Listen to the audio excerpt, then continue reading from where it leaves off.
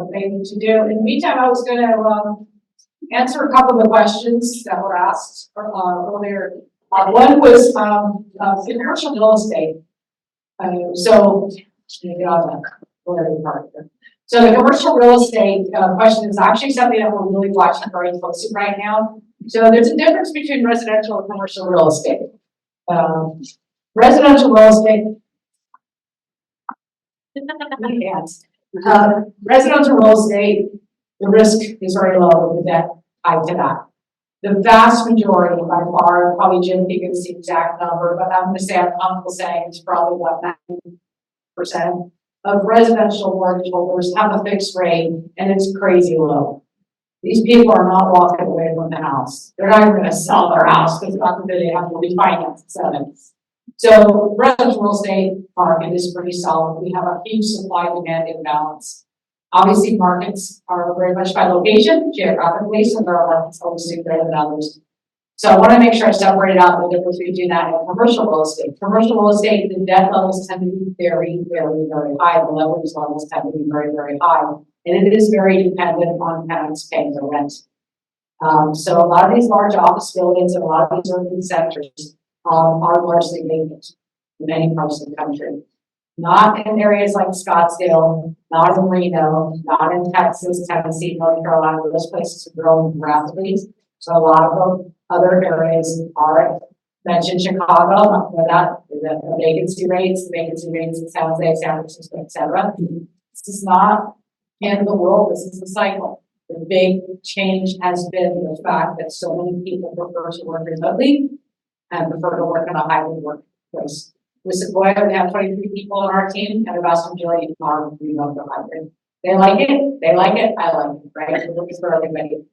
This is changing that structure. So we will likely hear more defaults in that space, and we'll likely hear more, owners just walking, basically handing the keys into the bank.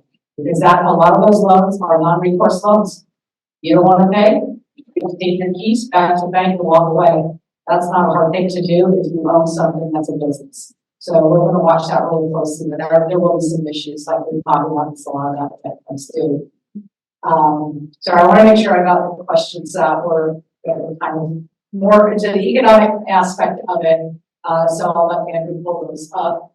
So I wanted to kind of tie into that and a little bit talk about the economy. So really, very much what you're heard Dan today, First Trust, is pretty much in line with what I've been saying for all of you that listen to the webinars every month. Very much in line. The only difference is I am not 100% sure that we will have a recession or not. I just know we're going to get really close. We're getting closer to now as we get into this year. But the economy is clearly slowing. The third quarter GDP was almost 5%. Fourth quarter now, we're looking like -2.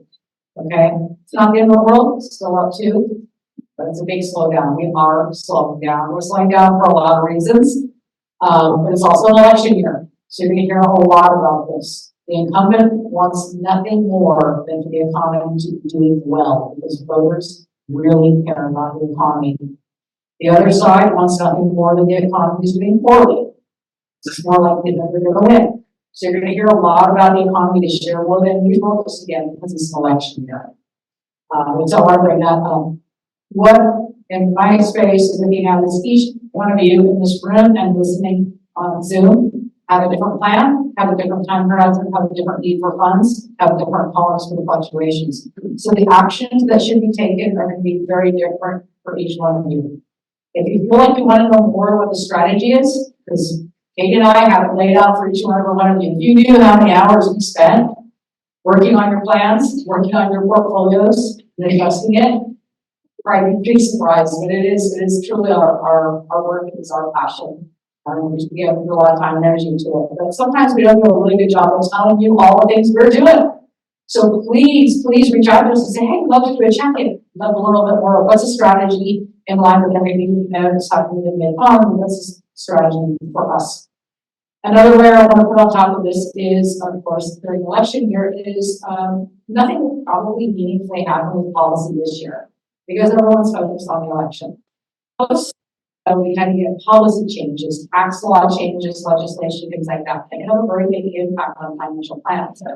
And those are things, again, we're looking very close to that with each and every one of the plans to see what, if any, changes need to happen with that. There were a lot of changes this year, a lot of changes this year. And so that is something to keep up. The reason I bring these things up is they can be more important than the stock market. They can be more important than how the GDP is doing. If the tax law is changed, that's going to meaningfully impact you. It can cut many percentages of return on the portfolio.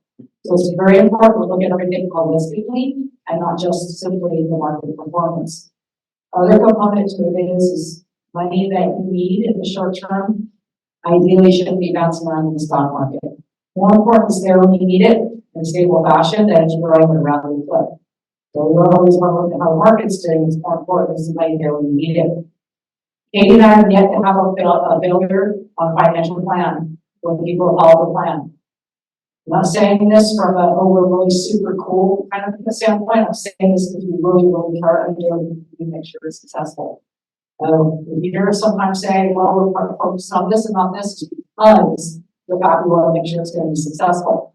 The good news is right now, we're in an environment where we can actually get some good returns even in conservative places. We can get tax-free incomes that the tax equivalent yield is approaching 9% for some clients. 9%? Tax-free money, tax equivalent yield, sorry, on the money. That's available. That was not available 2 years ago. So there are options out there for people that don't quite want to take the crazy ride that we experience next year in the markets. Let's see, I'm trying to go through the questions that people ask me in advance. One that I got that's come up quite a few times has been, what are the biggest concerns you, which Pete's me, have for 2024? I get this question almost every year in some form or another. And a lot of assumptions were made that it was the election. No, not really so much. This happens every 2 years in some form or another. And so it really doesn't make much difference. The markets ultimately do not care who wins the election. They care more that things go reasonably orderly, which since the year 2000, the first time, at least in my career, that things did go in an orderly way. That's not something that we know for sure that would necessarily happen. But that still will be short-term noise within the markets. Ultimately, the markets will adjust, the sectors will adjust based on who gets elected, but it doesn't really have a big impact on the portfolios ultimately. I understand that people have a lot of passions when it comes to politics and whatnot, but from an economic standpoint, policy will matter more than the politician gets elected. So the thing that concerns me the most is something that I'm going to tread very carefully with this because I don't want to offend anybody's belief system. But as an economist, it's important to be aware of this, which is massive government spending with no thought towards how we're going to get the heck out of this. It really is a concern. I'm pretty good with the numbers aspect of it and the amount of debt that we're carrying in this country right now. And the fact that the politicians seem to feel like we don't really have to deal with it. It's this sort of like it's this 2 to 4 year cycle of elections. So it's more of a focus that, hey, we really need to talk about the entitlement programs. We really need to talk about the spending in this country. It's critically important. Again, I'm not saying this to throw any politicians under the bus. We all do it in different ways, but it is going to be an issue because as debt levels increase, more and more of the revenue the government brings in goes to servicing this debt, which is a lot less money that the government has for all the programs that we may support for all the things that we believe is when the money should be spent in this country. So it is a concern. It's a national security concern because we've got increasingly dependent on other countries holding their debt. It is also a concern from the standpoint of where the funds will come from for funding the programs that we become so dependent on, Social Security, Medicare, Medicaid, Medicaid, and whatnot. So that is a thing that keeps me most awake at night. And when I just see these numbers going up and up, I'm just like, who's going to be the one that's going to say, hey, time to take a punch bowl. It's time for us to start sobering up a little bit. And as was mentioned earlier by Dan, this is not in today's fear, but it is something that's likely going to become a big issue this decade. And it is potential that we'll hear from you about we're going to be making some pretty big changes against super defensive. So I did not want to have a negative thing, but I also need to be honest with everyone in the room. That would be my biggest concern, and I watch closely. The good news is that there's plenty of warnings in the bond market when things start to get squirrely. When there's certain things that will happen that will be the warning signs, and we'll have enough time to really make these decisions. That being said, the other question is what excites you the most about 2024? So let's get into that. Technology, innovation is fascinating. Dan touched upon a bit about AI, but you can see the speed in which, and I'm talking about generative AI and AI in all of its forms. I honestly don't even understand all of it, but I see the rate of change and how this is adapting within almost every sector of the economy, and how it's being used to create efficiencies. It's just amazing. It is the speed of it is almost mind blowing. Maybe because I'm almost 55, I don't know. I'm stunned by the speed of how things are changing. It is going to be very different for your children and for your grandchildren. There are a lot of jobs that will be very different than the jobs that are going today. Jobs when you're working with people, when there's a human touch to it, are going to be the most valuable jobs out there. Because robots aren't going to be doing that. The good news is, again, we'll also be able to potentially phase out a lot of jobs that are mind-numbing, that are not interesting, that are not enjoyable through the use of a lot of these technologies, but sadly, it can also hit the creative industries and other areas as well. It is changing. It's almost impossible to say how it's going to change because the speed and the breadth of what's happening. And there's a tremendous, a lot of times you're going to fear about, there's a tremendous amount of positivity is coming about as well. The speed in which new technologies and new drugs, new healthcare treatments are being evaluated and gotten out to the market or listened to approval is amazing as well. So please, I don't want to come across as, oh my God, the robots are going to kill us all. There's a lot of positivity about this. The speed of change is something you heard, actually, First Girls talked about this last year. They talked about this very thing last year. Back then it was new for a lot of you, and now when you can't not hear about it, right? It's really how quickly that's changing. The other thing is, maybe in my small world, an increasing number of people are becoming interested in financial planning and understanding the importance of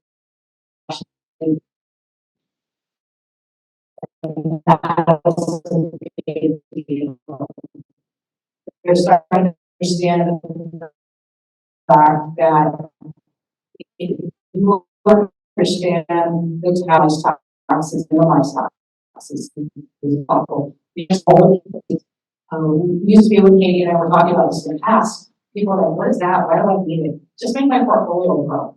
And now there's an increasing number of people that are saying, this is important. I get it. It's not only important for me, it's important for my kids, it's important for my family. So when they work with us at Sequoia or elsewhere, the fact that more people are planning and understanding this is great. Which brings me, I guess, to the last couple of things. Again, I don't want to overwhelm people in time. I'd rather answer all your questions. I make an interesting dynamic. Don't be afraid of the word recession. If we have one this year, it's going to be mild, it's going to be short, and it's going to be an opportunity. The one we're going to get around 2030 or so is a whole different animal. We're going to have a very different conversation about that one. But this one's going to be mild and short. It's going to be more of an opportunity than it will be for a point of concern. But just know that you'll actually be the smartest part of the room when people talk about, the recession. Like, it's going to be a little one. No, it's not. The reason being is that what did you last year? Last recession was the 2000 financial crisis. I'm sorry, 2000 .com crash, the 2008 financial crisis. Those were babies. This is going to be a small one. It only takes 2 quarters. The other thing to keep in mind is this ties back again to the questions. When I mentioned it doesn't matter who's in the White House or the Congress. The reason it doesn't matter is whatever policies are put in place can take years to manifest. Years to manifest. So you can't always say, oh, it happened when so-and-so is in office. If it's happened at the end of their term, it's more likely. At the end of their term, it could just be leftovers from the previous administration, Congress, that's presidency. And I'll give an example. Reagan came in, and Reagan had to deal with massive inflation. And he went very much, again, I'm not going to good or bad this, everybody's different opinion, but he was very pro-business, pro-growth. And Volcker, who was the Fed chair at the time, was aggressively raising rates to crush inflation. And in the early 80s, we had 2 back-to-back recessions. So you think he was a popular president for the beginning of his term? Oh, I know. He intentionally put us into 2 back-to-back recessions. But that was what was necessary to kill inflation at the time. And from that, the carryover of less government spending, less government, and more growth started really, really growing the economy and actually got the government the strongest fiscal position to be in, and that carried over into Clinton's term, as Clinton had that same philosophy to a good degree. The reason I bring that up is that's bipartisanship for you. We have a change in the party. we have the same philosophy, and we did really get us our spending limits down and whatnot. Again, hopefully that didn't offend anybody. I touched a little bit on the politics, but I want to explain why it's not Democrat/Republican, this person, that's this person. It's the policy, it's not the politician. With that being said, I'm gonna take a break and answer the questions, just again, because there's so many things I can talk about. I really want to make sure that there is each night you guys have fun. So, questions? Yes. Well, I have one from here just asking about how much money do I need to retire in Santa Cruz? Your firstborn child. Almost feel like Katie should come up. She's gonna talk to me. Let's get two opinions on that. How about that? So, all right, for those of you who don't know, Katie Lindfelt, our certified financial planner, right? That's kind of been the talking is I did, but she's gonna talk a bit about financial planning in a minute, but I'll answer that, Katie will answer that, and we'll give her a minute to talk as well. So that being said, it depends. It depends. Do you own a home? Have you owned the home for a long time? Are you hanging out in those beautifully low property taxes? Unlike the guy that just bought his home next to you that paid 10 times as much as you did, and pays property taxes are about that as well.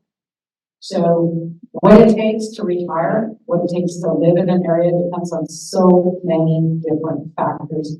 It is critically important to work with a financial planner to map this out before you take that decision, before you take that step.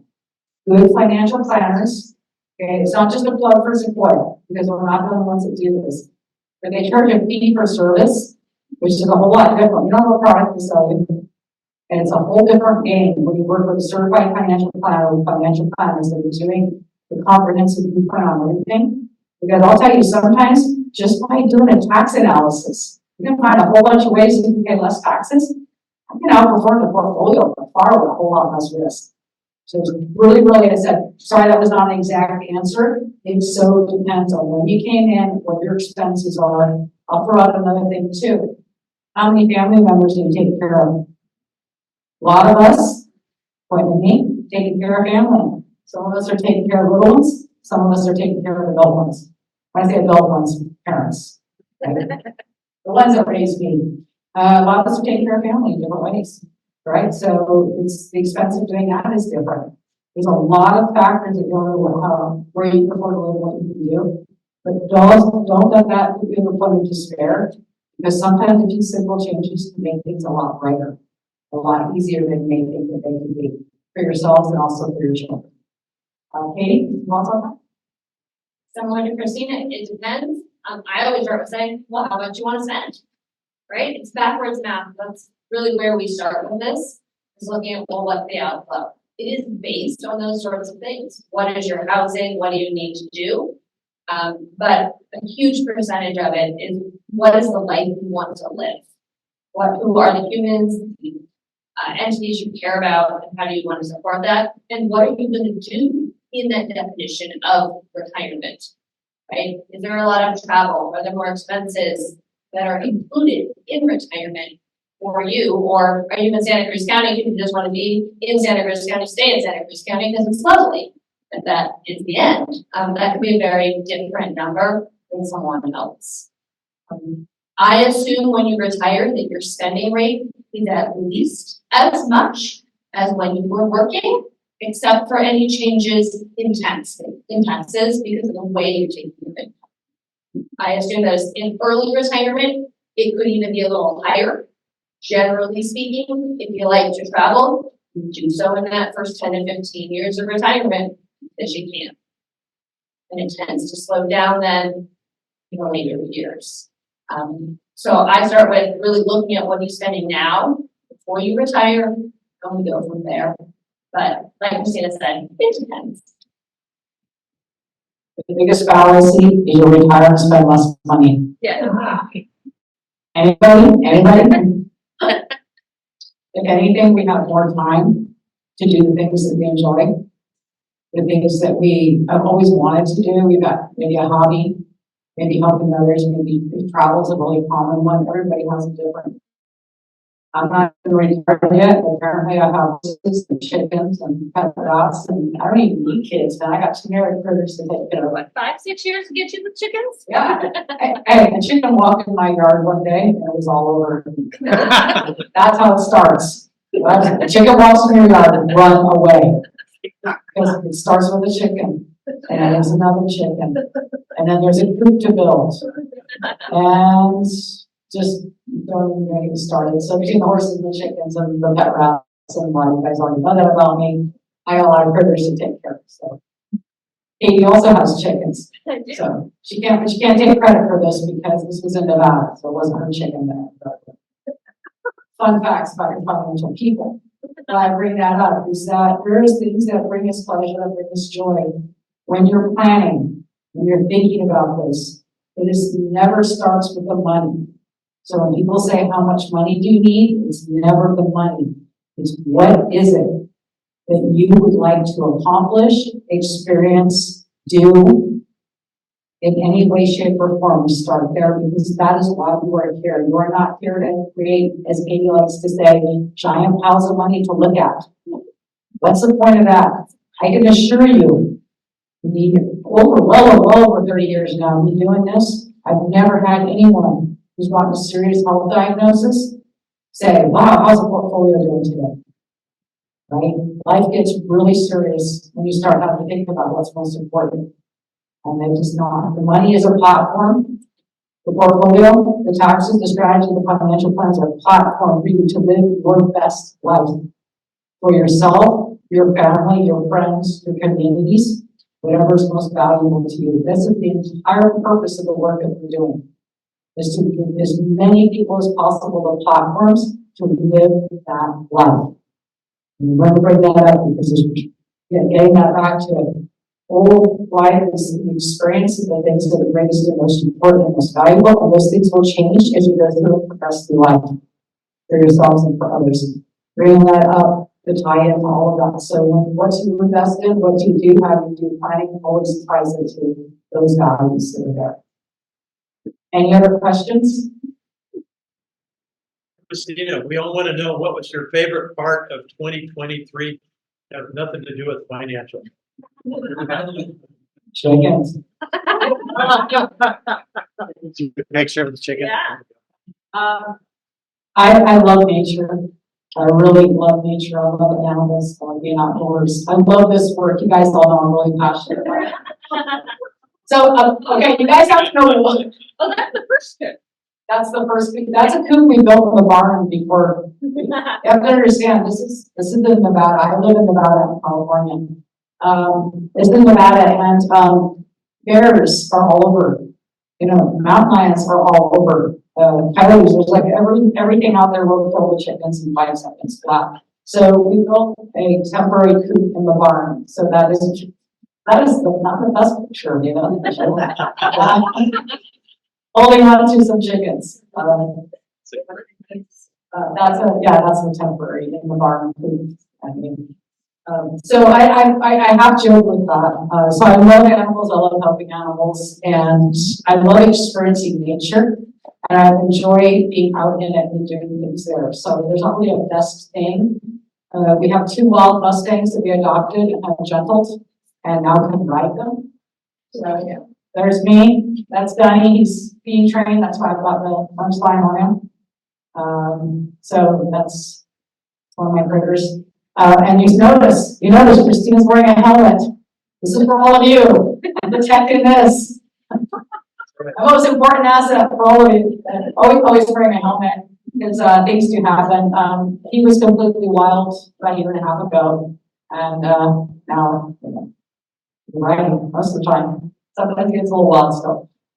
So again, sorry, I started a long answer, but I do with finance. I'm talking about my life here, but that gives me that's a balance. I take my weekends, I don't work on the weekends. Take the weekends, I'm in nature, I'm in animals.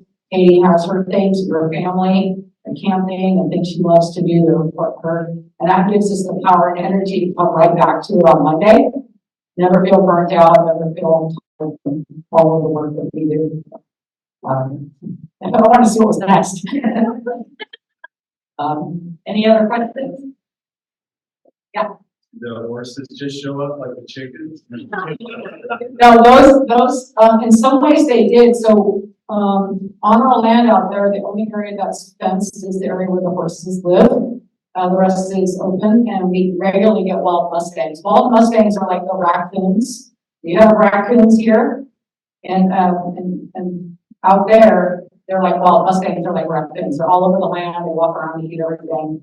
There's lots of wild mustangs out there. But those are legally adopted from the BLM. The original BLM, I know there's the Black Lives Matter and the Bureau of Land Management. Bureau of Land Management version of BLM have adoptions, and I adopted them from them. So, How many eggs? well, it's winter, so I literally had 2 eggs. They're living in the barn and not getting a lot of light. So we got 2. Yeah, apparently, ask her, she didn't mind. Yes, So what does Igor do on the ranch? he built the chicken coop. I don't know if you have a picture of that one. That's how you guys all know that. Apparently he told everybody in the room about it. So Igor is amazing at construction and building. He's built a lot of stuff out on the land. He just loves the challenge of building something new. So there you go. That's one side of it, but apparently it's built to the construction people that we know have said it's built to the standard that we can rent it as an Airbnb.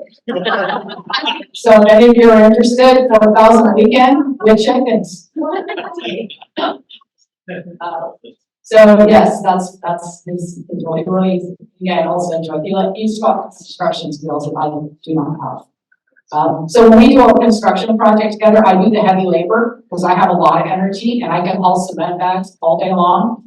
I can hold wheelbarrows full of gravel all day long. I have endless energy and strength, but I have no clue how to build anything. So yeah, that's on me.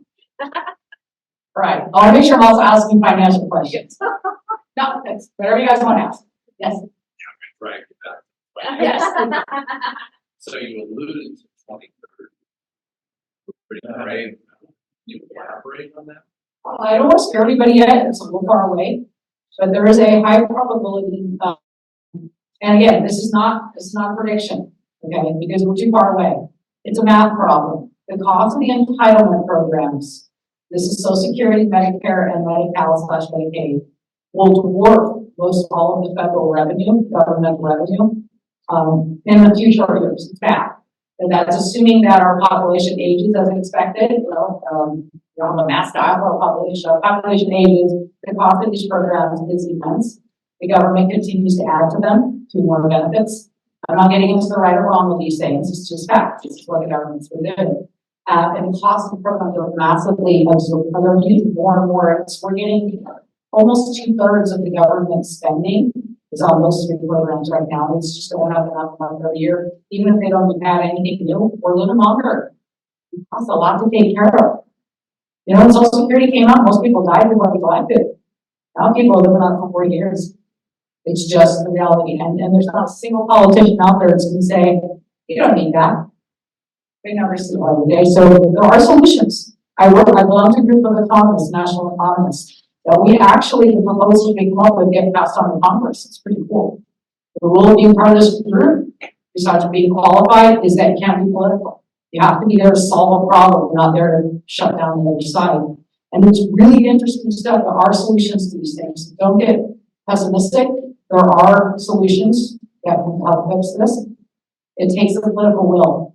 And it's hard to do when we're as divided as we are right now, because anybody that says, hey, we're going to work on Social Security and we're going to make it better, the other side, oh, you're going to take away Social Security. We're just not talking as a nation because we're so divided. So we'll need politician or politicians that can unite us for this common cause.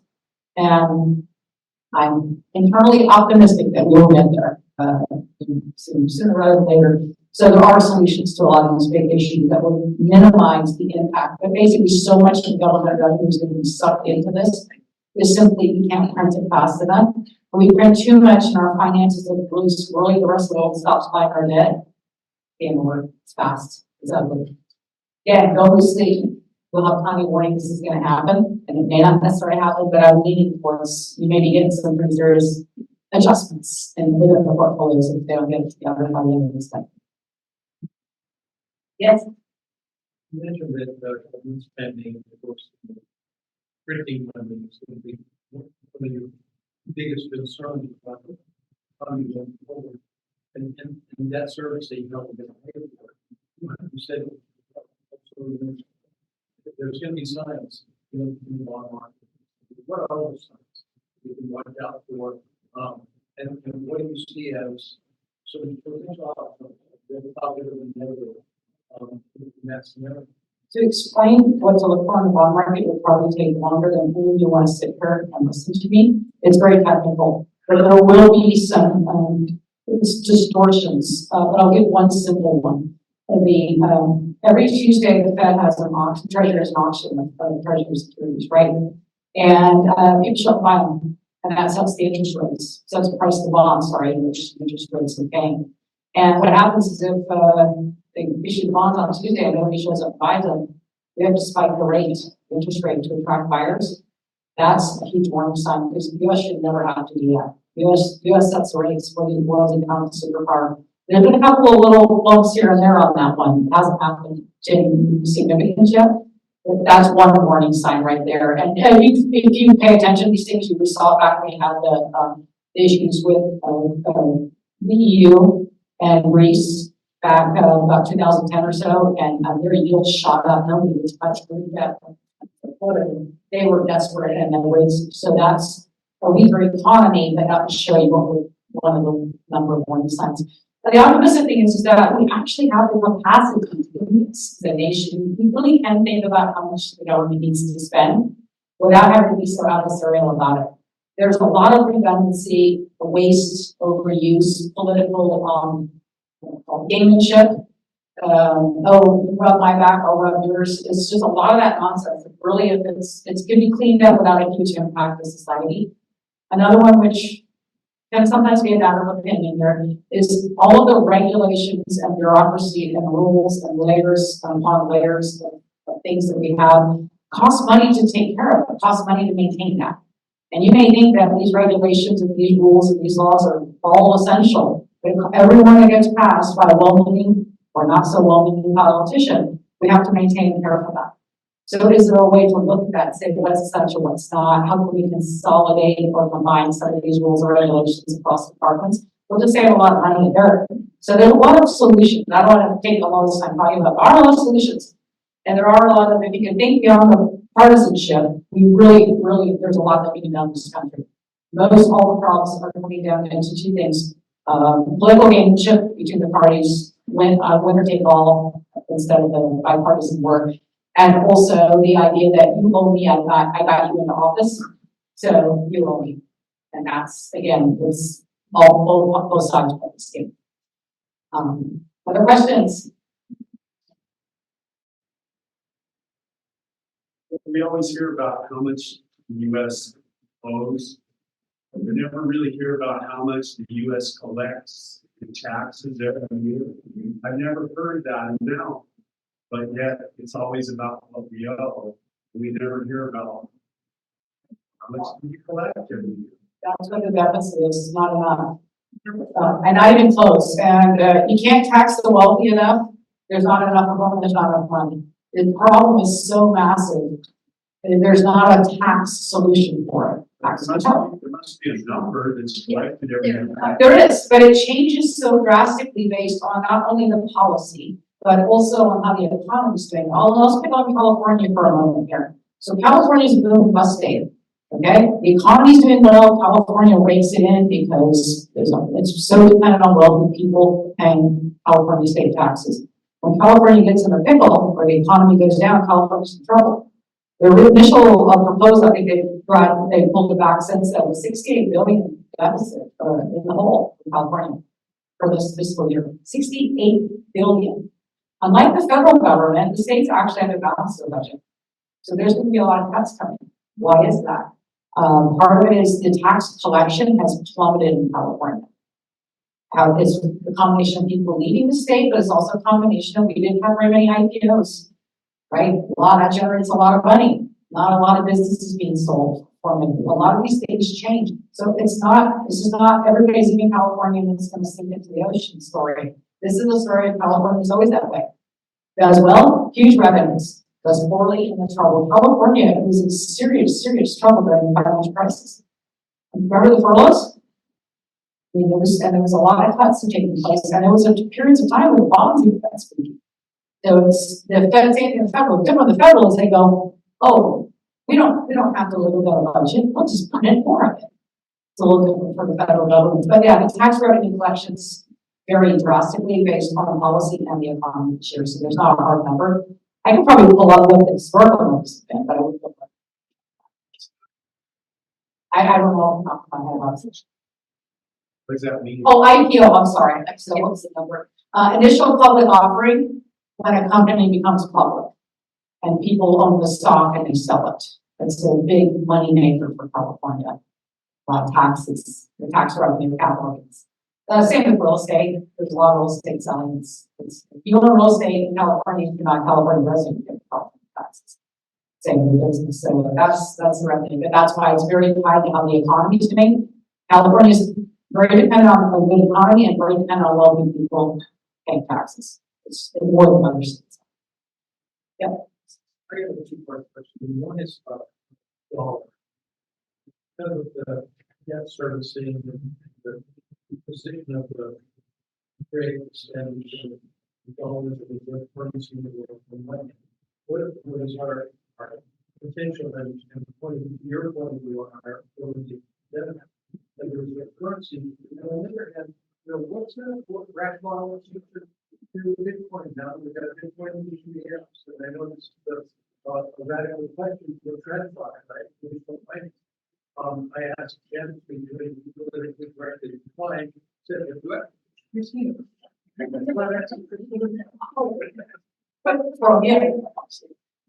So the reason the U.S. can defend the reserve status is because of the fact that we are, as of today, the economic and military superpower.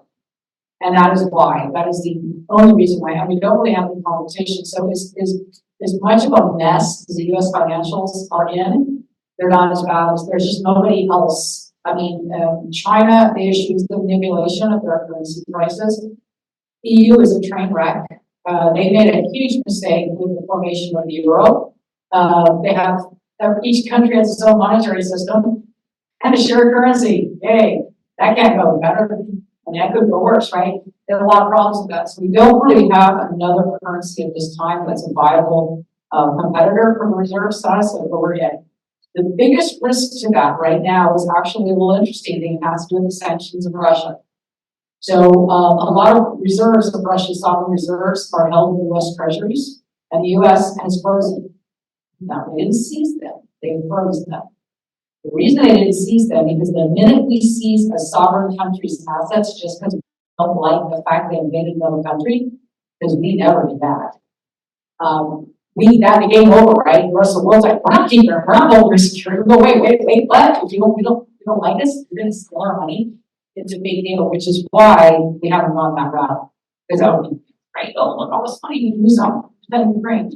But that's why. So we really have to be careful how we handle it. The sanctions on Russia, the financial sanctions on Russia, were never done before in a situation like that, where you can say, Russia invaded another country, but that is not something that would normally cause such a severe level of sanctions based on global situation, based on the precedents. So this is all uncharted territory, and it is something that could potentially put us at risk if other countries don't feel comfortable holding our debt, because we could take it from them if we don't like it anymore. So I just want to bring that. That's actually the bigger risk to us right now than like the dollar and our debt levels. Bitcoin, regulators will not allow me to say a lot about that as far as a recommendation on whether to buy it or not. Okay, so I am, because I'm in this environment in a public setting, I have to speak differently than I can individually. So if you do want to talk about Bitcoin, talk to me individually. I can talk about it a little bit more than I'm allowed to do in a public forum per the SEC and Bitcoin's rules. I will say though, I can say this because it's not seen as a new way of solicitation or not, is the biggest risk to owning cryptocurrencies of any kind is this. The US government and the Federal Reserve can at any time disallow US citizens from owning the currencies, and they will do so if they feel they're a risk to the financial system. You notice something on your tax return a few years back, unless it asks you about your crypto? Why is that? Because the one place people usually don't lie is on the tax return. They're watching you. They're tracking this. If it puts the system at risk, you will no longer, as U.S. citizen, be allowed to own it, and you will lose the value of that security. So do take that as what a comfortable thing that I'm saying with risk with that is I can't speak to the currency. It has no intrinsic value. It can be worth something it cannot be. Don't know. But I will tell you that that is one consideration there. If it ever was truly a threat to the US dollar, we would not be allowed to any longer. So be mindful from that perspective if you're choosing that. Okay, other questions? Yes. From an international perspective, outside the US, do you see any opportunities that are stronger or equal to what we have locally?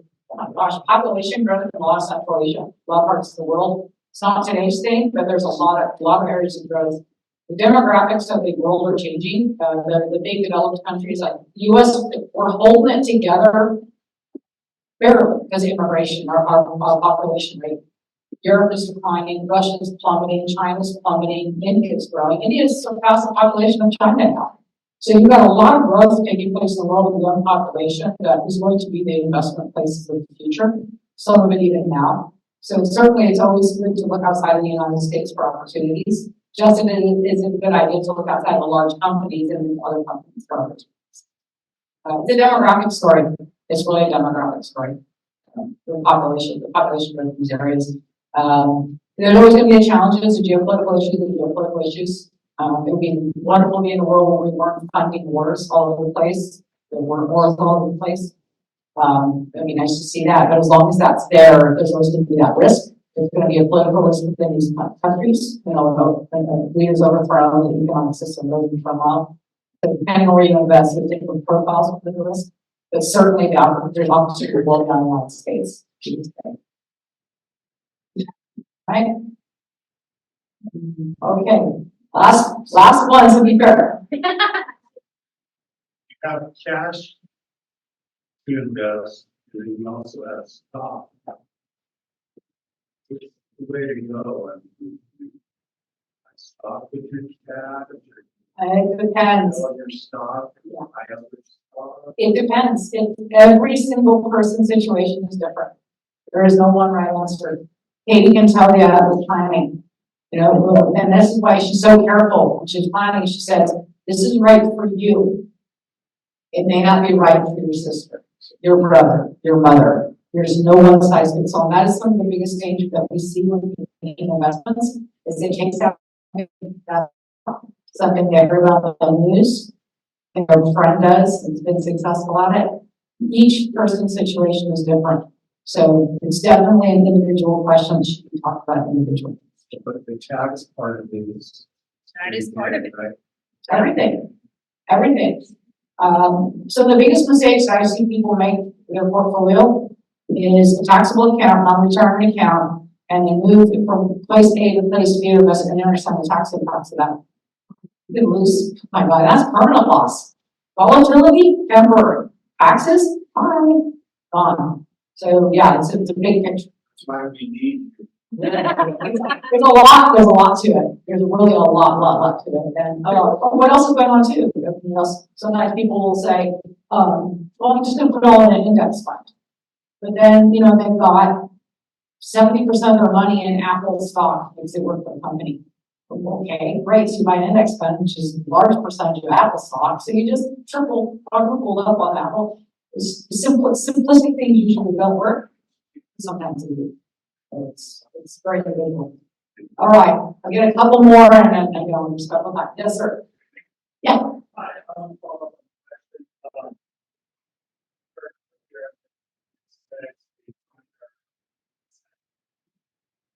Balance that against inflation and getting over the 5-year period.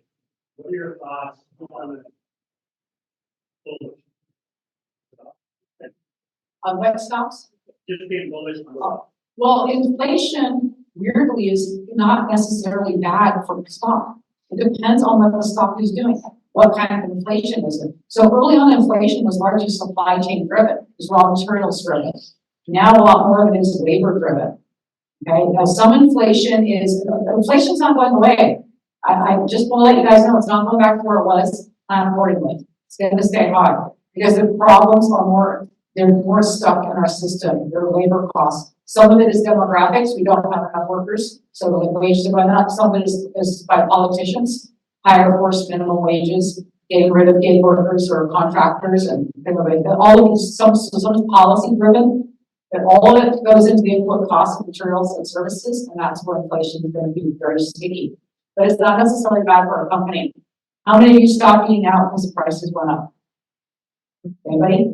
Maybe do it less. Maybe you kind of cringe when you find out that I am not kidding you. We bought 3 burritos that cost us $70. I mean, out a lot. I was blown away by that. Okay, but we don't not do it. If we have the means, we do it. And it's so. Excuse me. So that's why we're if you have the means, you do it. You can go cringe at it or a little bit. It's a reality. So the inflation's not going away. We've got to plan. Our costs are going to be higher, and that's it.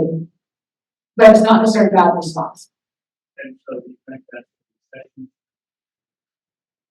To a degree, it depends. An all recession depends what areas are being impacted the most. So it's probably not going to do a lot for say housing, because that's a supply and demand problem. We don't have housing, so it's not like, oh, I'm waiting for that recession to come so I can go buy a house. Yeah.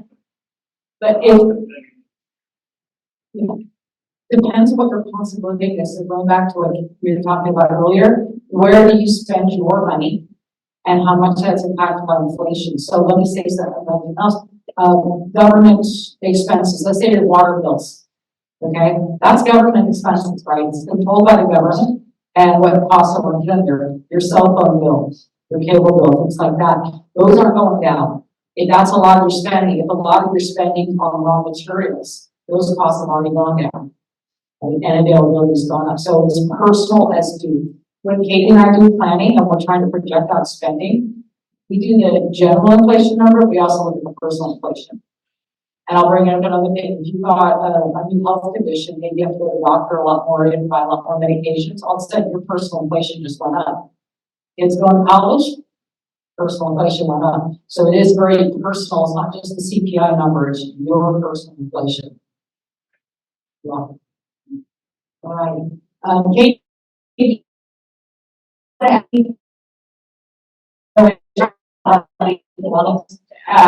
just on the planning side of it, if you have any questions too, actually before Katie goes on, I want to make sure you guys know, I'm shouting about this in the rooftops because I think sometimes the one thing we do, we're so busy taking care of you that we're not really good at advertising. Some services that Sequoia has available to all of you as clients. If you're not a client of Sequoia, you can definitely talk to us.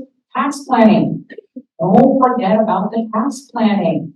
Okay, all we need is a copy of your tax return. You're already a client. That's all we need. We're going to do the analysis for you. Is there anything you can do to make your tax picture a bit better? You're getting all your stuff together right now. You're going to file tax the next couple of months here, so don't forget to send us a copy. Just let us know. We'll give you the secure link to upload it. This is really important. Another what's really important is we do real estate planning and strategy. Okay, so keep that. We are not your realtors. We are not your mortgage professionals over there. We are not the, we are the one who will look at the best way to sell the house, to buy the house from a financial planning, tax planning strategy, as well as a longer term, what you want to do with your, how you pass this on to your kids. We have a lot of really smart people in this room and outside of it. So think of it, your financial planning team is a well-oiled machine where you have the people that are doing the planning at the top, but also working very closely with your attorneys, with your CPAs. We're doing a lot of strategy and we're looping them in too. So you have this solid team that's making sure all these things are done. So just keep that in mind for the real estate strategy. Should I sell it? Should I 1031 it? Should I do that? We'll do all of that for you. And the tax review, the tax planning strategy. So I want to bring those two things up, remind you of them because they're available to all of you. Another one that sometimes gets forgotten that we can help you with, insurance, life insurance, long-term care insurance, help you in see, do you need it? If you do, how to get it. It's not the prime part of our business, because we are not going to harass you. A lot of insurance agents out there, which I think is a great way to get some information in that regard. There's a lot of situations where life insurance can help relieve some worries, both for yourselves. Another place where some folks really find it useful would be adult children. And down the line, what if something were to happen to your child? You care about the grandchildren. Your kid may not be able to afford as much insurance as would really be a benefit there. You might be able to buy insurance on them. They're probably a lot cheaper to insure than maybe you are. That can be a really wonderful way to support the loved ones. So that's another consideration there. Right? People we love, that matters quite a lot. One thing I loved in our speakers talk was about staying in your lane. Just stay put. That's what planning does. It gives you that long run perspective so that you are able to find a strategy and stick with it. We've seen that time and time again, that if you have a plan, you're able to therefore look that long run. All of the stuff of the markets, the economy is a lot less scary because you know what you're doing, and you can back to it, see, okay, we need to make any tweaks. And yes or no. Sometimes we do, often we don't, because we make it in the plan. We know stuff's gonna happen. We've already crashed your portfolio. Yes, we crash your portfolio within the plans. That is part of what we do in planning. Looking at that for the long run, for people, because, right, that's the point. If everything was rosy, wouldn't need to do this. The other piece within planning is, generally speaking, the reason you need planning is because you have overlapping goals. If you do just one goal, then that's just like a calculation. And most folks could do that, right? Run some numbers, it's a straight line, it's not that hard. Life's not that simple. You often have overlapping things you want to achieve, people you need to take care of, and that's where the planning can come into play. Help you to figure out how to do those various things as efficiently as possible. And I do want to remind again what Kristina said about the tax planning. There's some really fun stuff you can do there, taking a look at taxes, seeing if there's anywhere you can be a little more strategic. Because any money you spend on taxes, that is a net negative return. It's for sure. And we have a box link. So if you want to send us your tax return, we can send you a secret link for you easy. Yeah. What's the maximum occupancy on that house? That's what happens if you don't do good planning with support. Oh, so 8x8. Oh, that's pretty That cool. part's 8x8. So Yeah. oh, sorry, just I didn't can only hold 5. I think hers is a little bigger. yeah, that's good. Social media. You're on social media. What? Said you're on social media. If you're on social media, subscribe to. Oh, yes, if you are on social media, which I am so terrible with the social media stuff, I'm so sorry. If you're on social media, please subscribe, because we do regular updates of things that are going on, information that can be useful to you. Excuse me? Facebook, Instagram. Facebook, Instagram, LinkedIn, YouTube. Got it. I'm sorry, I'm old and slow at this stuff. That being said, and the reason for this too is we try not to spam your inboxes with all of the cool things we're doing. We can show you ideas we have, information on the economy, what the legislature just passed. We really, really don't want to fill your inbox with that. You hired us to take care of this for you. Know that we're paying attention. But if you want it, let us know. We're happy to send it to you. We just really want to be respectful of your inbox and your time. The reason you hired us is because you don't want to have to necessarily stay on top of all that, which gives you the great privilege of not having to actually read the news every day. Sorry, we take that hit for you. A final thing I'm going to add to services is risk management. No doubt, Katie touched upon it.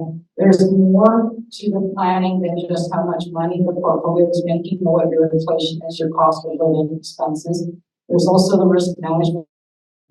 We're those licenses because we advise and analyze insurance as part of financial planning, but we're not in the business of insurance, which is really cool because we're sitting place to talk about what do I really need. And I'm going to give you a really good example of this one. You know, your kids on your car registration, your kids on your car insurance, and unfortunately, we're not having to bit too much to drink. It's a plastic surgeon. Surgeon can't work with his hands anymore after the accident. This is going to be a nasty lawsuit. Your insurance is probably not going to cover it. So you want to understand what the risks are. And I didn't say that to scare anybody here. I don't like using fear. Like saying you really want to understand because it doesn't matter how well the portfolio is doing, how well the plan's doing, how well everything's dialed in. It just takes one event. Okay, something that I wish to God we could, but we can't control, which is your health outcomes. Okay, obviously that can change your financial picture pretty quickly, but we plan for it, we think about it because it can happen to any one of us. So I wanted to make sure that we want to look at everything, not just all the fun stuff, right? So with that being said, you guys have been incredibly patient with a whole lot of Sequoia talk and economic talk. And I cannot express in words how wonderful the energy is of each and every one of you in this room this evening. I know Zoom is really efficient, and it's a great way for us to don't have to get out of our houses and for at least in your cases right on the non-office side of it. And it makes things a lot efficient, a whole lot of benefits to it, but nothing beats seeing you guys in person and being together in person. It is really special, and I cannot express in words my gratitude for each and every one of you coming tonight. Some of you listening on Zoom. I know it's kind of a long Zoom call, but thank you very much for coming. We are going to do another live event in April, the painting party. It'll also be here in Santa Cruz, and you do not have to be an artist to do this. It's going to be fun. It's going to be interactive. What could be better than wine and paint? So we're going to register a teacher. You're going to show us, arts teacher, show us how to paint pictures. We have done this in the past in Sequoia, and it goes really well. And you'll be amazed at how good it comes out. That's coming up in April. We've got some really good speakers coming up at our upcoming webinars.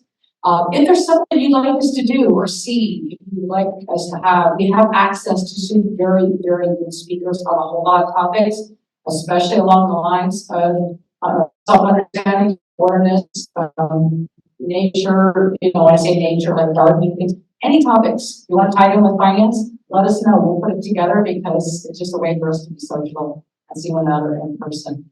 So that being said, sorry, the question. Sorry, that I was showing you that you could have it. Oh, what was that called? Family Love Letter? There were two. Here, I'll be on my way. Family Love Letter. And what is this one? 10 conversations that families can have. And I'm going to throw that to him in case anyone wants to peek at We've got them in the office. Yeah, and I, again, out of respect for not murdering trees unnecessarily, if you ask for it, you get it, but we don't want to just hand them out to a lot of people. But we'll definitely get them to you. And if the family needs them, just let us know. So that being said, please fill out the comment cards. It really helps us out with these. And if you have any comments or anything, you have any questions that you have, or if you want to talk to us, we'll be floating around for a little bit. This is way past my bedtime, so I'll try to continue to stay awake. And feel free to eat and drink. So thank you very much.